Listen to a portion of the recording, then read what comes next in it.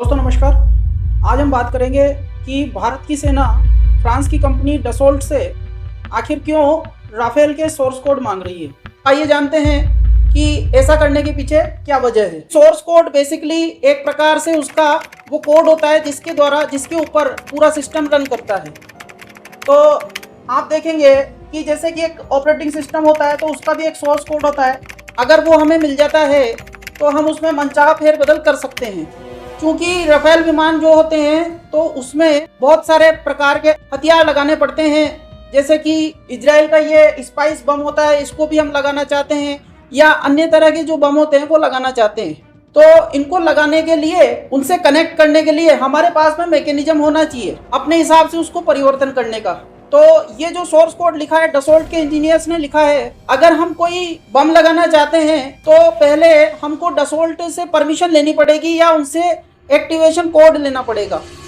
तो भारतीय सेना ये चाहती है कि यदि युद्ध की परिस्थिति बने तो हमें बार बार कहना नहीं पड़े, से ये मांगना नहीं पड़े। अब मांगने का मतलब ये होता है कि उनको पैसा देना पड़ता है।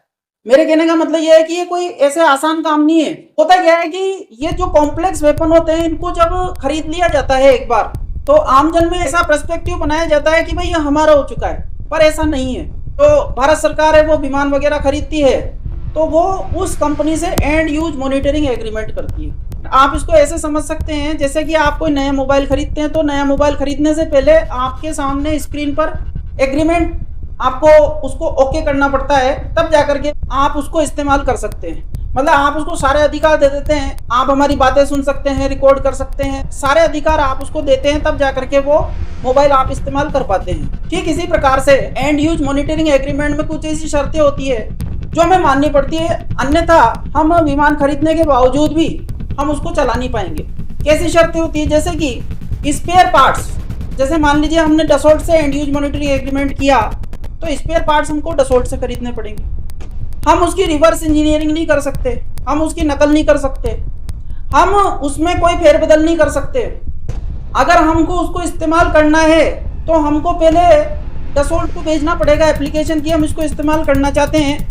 तो वो पूछेगा कि भाई कहाँ पे इस्तेमाल करोगे, तो हमको लोकेशन भेजनी पड़ेगी, कितने समय के लिए इस्तेमाल करोगे, कौन उसमें पायलट जाएगा, ये सारी इंफॉर्मेशन हमको उनको देनी पड़ती है, तब जाकर के हम ये विमान को इस्तेमाल कर पाते हैं। अब चूंकि जंग के हालात बन रहे हैं, युद्ध के हालात बन रहे हैं, तो ऐसे हालात में आप जानते हैं हमें लगातार विमानों की जरूरत पड़ सकती है, लगातार बम गिराने की जरूरत पड़ सकती है। तो इस कंडीशन में भारतीय सेना ये चाह रही है हमको सोर्स कोड मिल जाए, तो सोर्स कोड में हम फेरबदल करके उसको अपने हिसाब से परिवर्तित कर लें राफेल विमान को। मुझे ऐसा लगता है इसके पीछे की वजह क्या है कि जनता को यह बताया जा रहा है सरकार के द्वारा कि भाई देखो हम तो सोर्स कोड लेना चाह रहे थे, हमने तो पहले कहा था, पर युद्ध शुरू होने के बाद में अब हमको निर्भर होना पड़ेगा फ्रांस के इंजीनियरों के ऊपर, डसोल्ट के इंजीनियरों के ऊपर। तो जितना मनमर्जी चाहे उतना पैसा हमसे चार्ज कर सकते हैं युद्ध के समय पर। तो वो इस बात को जानबूझ करके सामने ला रहे हैं ताकि युद्ध का समय जब आए तो डसोल्ट के इंजीनियर्स को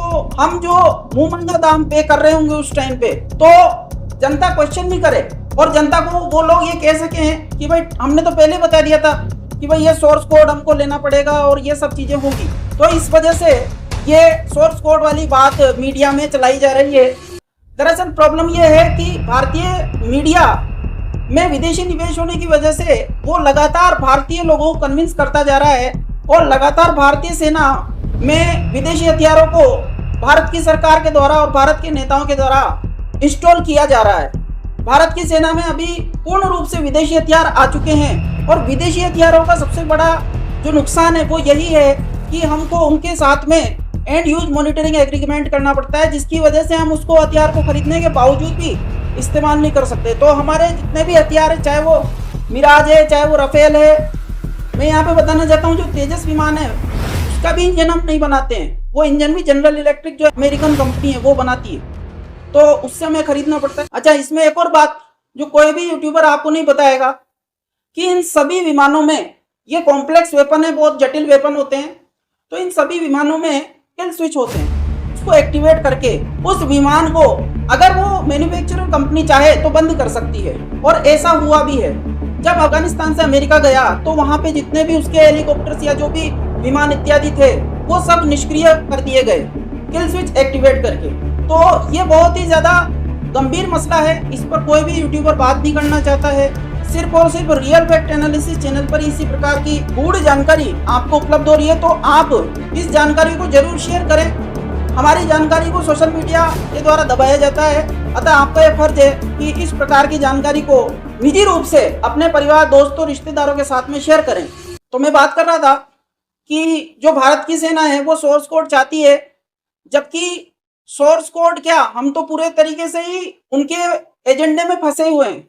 एंड यूज मॉनिटरिंग एग्रीमेंट की वजह से हमारी सेना पूरी तरह से परजीवी हो चुकी है। तो अब इसका समाधान क्या है? इसका समाधान मैं आपको पिछली वीडियो में बता चुका हूँ, उसका लिंक आपको डिस्क्रिप्शन बॉक्स में मिल जाएगा कि कैसे हम अपनी सेना को आत्मनिर्भर बना सकते हैं और जंग के हालात में हम ऐसा क्या करें कि जीत हमारी हो। वैसे तो जंग हमारे लिए नुकसानदायक है, क्योंकि दोनों ही देशों के आर्थिक हालात ठीक नहीं है, और जंग तो इसलिए करवाई जाती है इन राजनेताओं के द्वारा ताकि जो असल मुद्दे हैं उनसे ध्यान हटाया जा सके देशवासियों का। तो मेरा मानना है कि आप सभी को भारत की सेना को मजबूत करने वाले जो कानून, जिनका उल्लेख मैंने अपनी पिछली वीडियो में किया है, उनको लागू करवाने पर ध्यान देना चाहिए। इसलिए इस वीडियो को ज़्यादा से ज़्यादा शेयर करें और इस जानकारी को ज़्यादा से ज़्यादा लोगों तक पहुँचाएं। आशा करता हूँ आप इस जानकारी को समझ गए होंगे। धन्यवाद। जय हिंद।